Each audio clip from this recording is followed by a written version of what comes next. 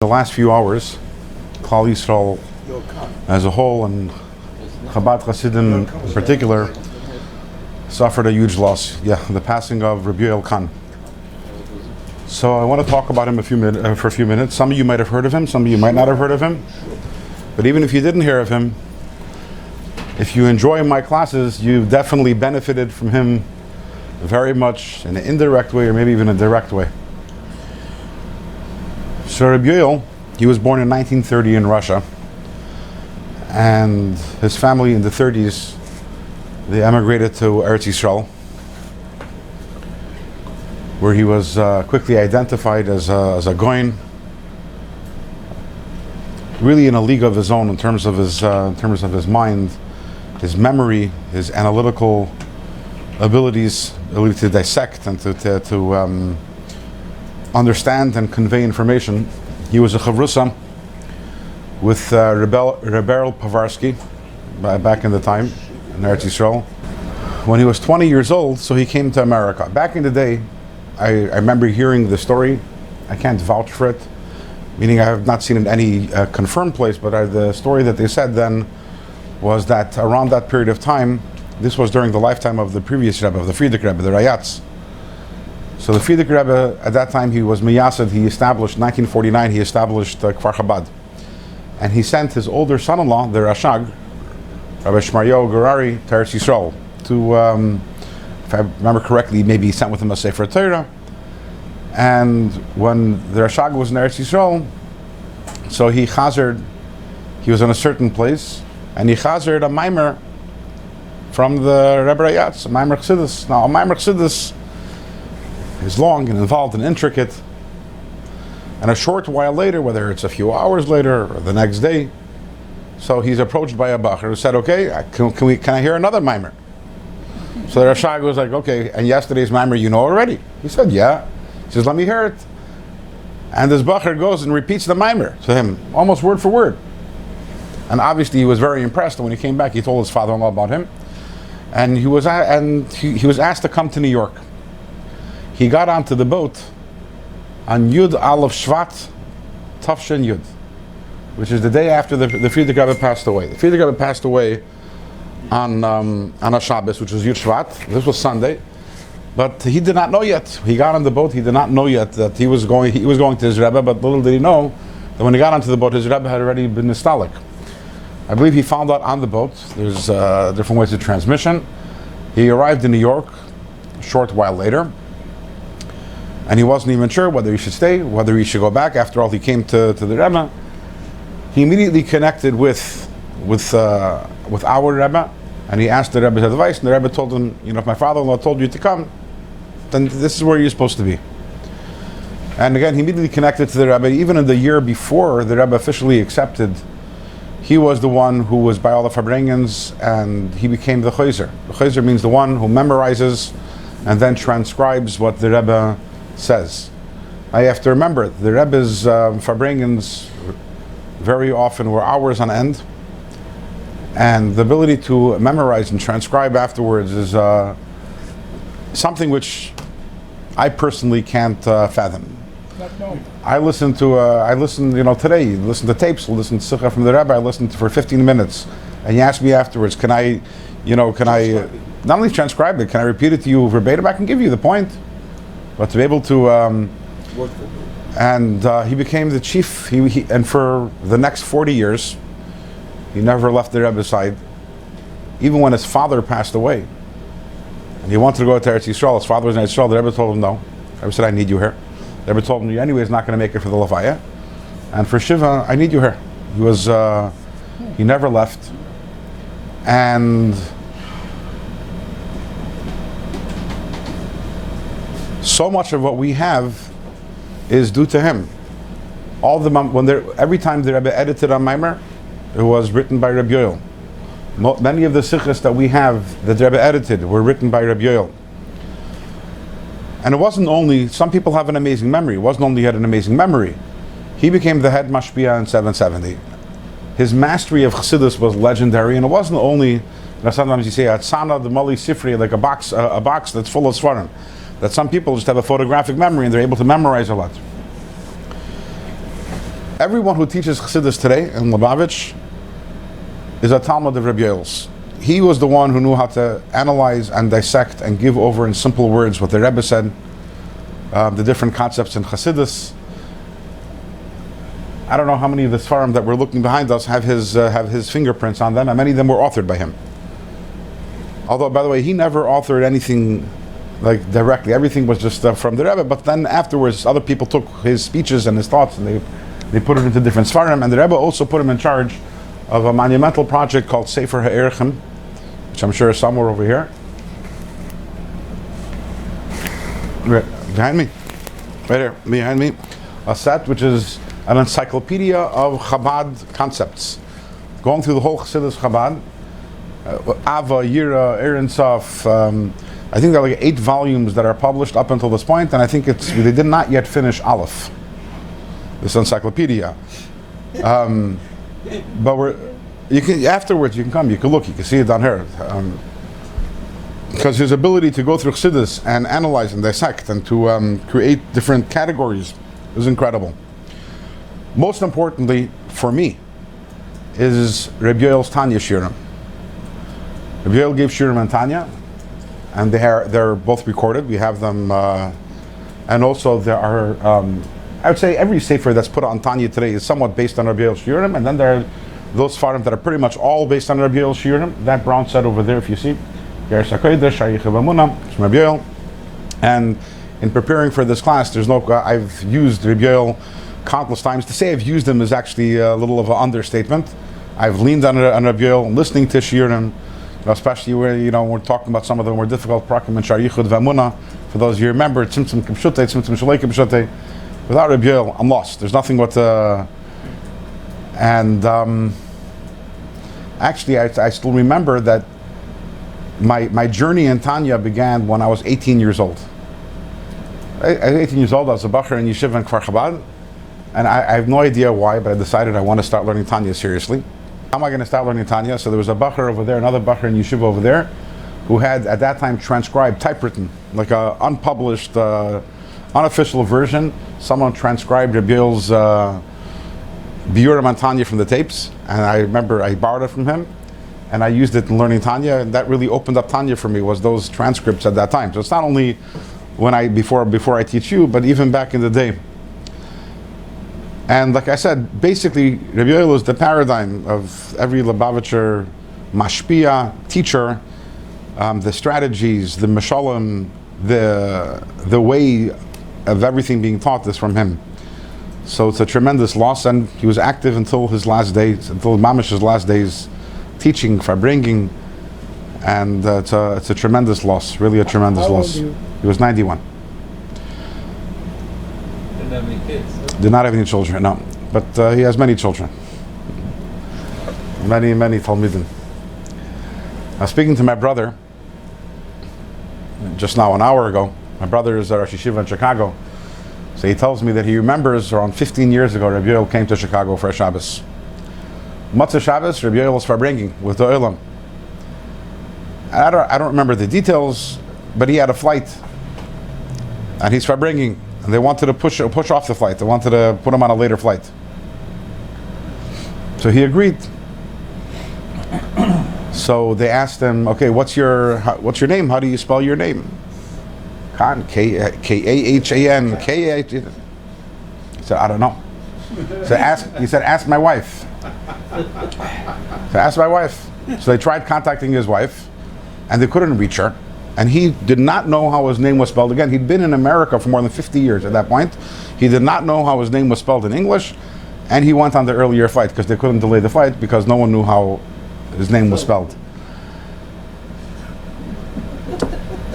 Talking about a person who was mamish in a different stratosphere, a different world, in a world of Chassidus, of Torah. Whether it's true or not, basically, but I can tell you that 7 years ago, so I work for an organization called JLI, the Jewish Learning Institute, and we decided 7-8 years ago we decided we were putting out a course on the Rebbe's teachings. So we wanted to interview him. Interview Reb Yoel. So we got in touch with one of the people who worked with him. I would say assistant, but the word assistant doesn't really apply. Reb Yoel to understand, Reb Yoel never wore a kapata, besides for a Shabbos. And despite his greatness, or maybe because of his greatness, everything about him was with absolute simplicity. He didn't hold of himself, he didn't approachable by anyone and everyone. Zero ears about him, like zero awareness of his greatness, or maybe awareness of it, but in the true Chassidic tradition, that doesn't bring you any gaiva or bring you any that's my job and that's who I am and that's the talents that Hashem gave me. Very, very unassuming, very, very approachable. And so he didn't have like a gabbai or a shamus. That wasn't the thought wasn't shaykh to something for him. However, he worked in the office, and his work was in Sefer Erechim and helping with the sichos and mamarim and transcribing. Even in later years, that was a job. And so we said we went to one of the people who worked alongside him and asked him how do we get Reb Yoel for an interview. He said it's very hard because Reb Yoel was very busy. So we said we'll pay. We're willing to pay nicely for it. He started laughing. He said Reb Yoel doesn't know what money is. He does. He literally says money doesn't. You can offer him $1 million. It's going to be absolutely nothing because he doesn't. Money. The only way you're going to get him is if you convince him that this is an important part of Afatzas Hamayanos, this is an important part of spreading Chassidus, and then it'll come, and then he's not going to charge. But that's the only way. So we did that. We spoke to him and explained to him the importance of the project and how many people would benefit. And he was interviewed by us twice, and we gained a lot from that interview. But it was a little of a glimpse into the person. I don't know how many people there are in the world today. You could say that money literally means nothing to them, but he was that kind of person. Money meant nothing to him. Anyways, so definitely today's shiur is the Ili Nishmas Reb Yoel ben Reb Nachman HaKohen. And the Shama should have an aliyah, and he did not know it. No, not in English. No English. He wasn't in this world. He literally wasn't in this world. He had no. He was in the Ilma Solyena. There's a story that I'm pretty sure that I've said here, maybe even more than once, about the Frierdiker Rebbe, the Rebbe Rayatz, that once when he was taken in for an interrogation by the NKVD. The KGB, before the KGB came the NKVD. Actually, I think this wasn't even the NKVD, I think this was the GPU, which I think came even before the NKVD. We're talking about the 1920s. And the Frierdiker Rebbe was sitting at a table, at the head of a table, and a bunch of interrogators sitting around the table, and each one had a gun, a revolver sitting in front of him, just sitting at a table, for a good dosage of intimidation. And they were asking the Frierdiker Rebbe questions, and the Frierdiker Rebbe was being surprisingly uncooperative and was not giving them the information that they wanted. So one of the interrogators lost patience, and he picked up his gun, and he said in a passive-aggressive, sarcastic way, he told the Rebbe, you see this toy that I have over here? This toy makes people speak. In fact, even people who are mute, this toy makes them speak also. So the Frierdiker Rebbe cold-bloodedly answered, and he said, that toy that you have, it scares people who have one world and multiple gods. I have one God and two worlds, so your toy doesn't scare me. In fact, it makes no impression on me whatsoever. And obviously that itself is a heroic story, but there's a sikha from the Rebbe, where the Rebbe explains that there's a depth to what the Frierdiker Rebbe was said, which the average person is not catching. The Rebbe Rayatz wasn't saying, no problem, you kill me, I have another world I can go to. I have two worlds, I'm now in this world, but if you kill me, I'll go to my next world, so I'm not scared of you because there's another world waiting for me.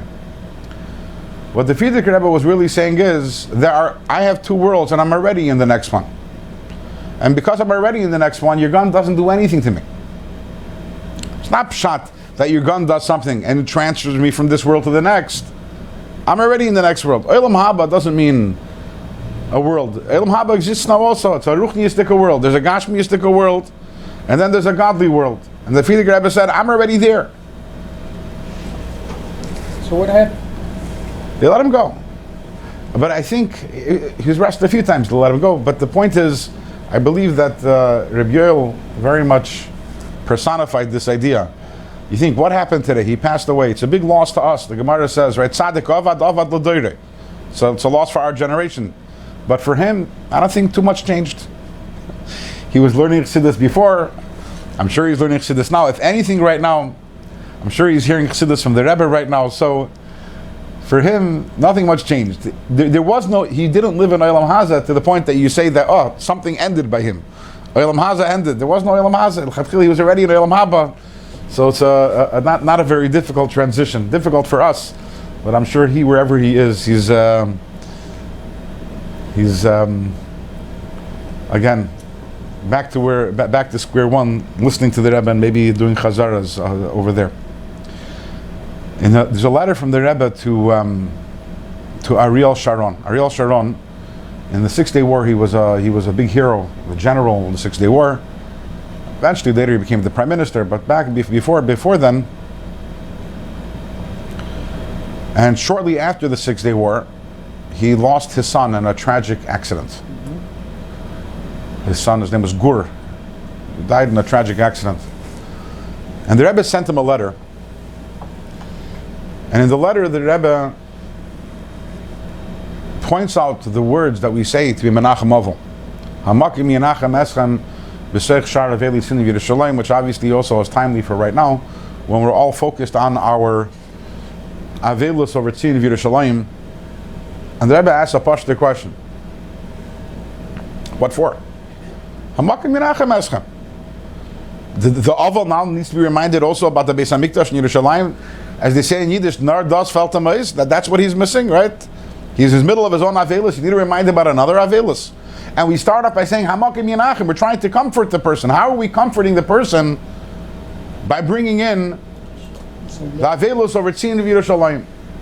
And the Rebbe gives 3 explanations over there in this letter. And I want to give over 2 of them tonight. One of them is directly related to what we just spoke about now, which is that the subtle message that we're giving the Aval, or the underlying message that we're giving the Aval, is that your Avelus, your personal Avelus, has a similarity to Avelus Tzion of Yerushalayim.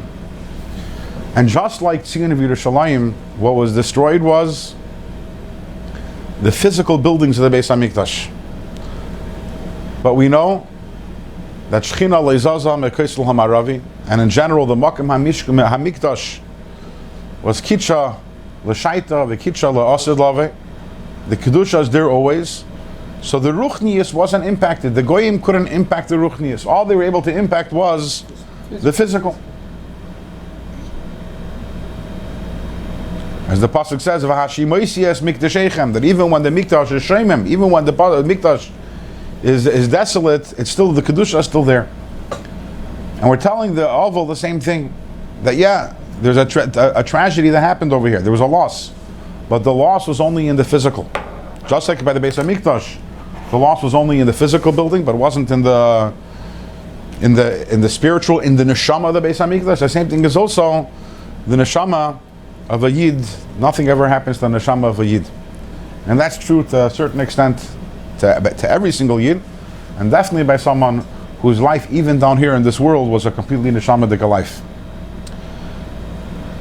And another reason the Rebbe gives over there, that another message we're giving the Aval is, yes, we're all Aveli Tzin Yerushalayim, but even though we're Aveli Tzin Yerushalayim, Ani Mamin B'Emunah Shlema B'Vias HaMashiach, we believe that the day will come when Tzin will be rebuilt and Yerushalayim will be rebuilt.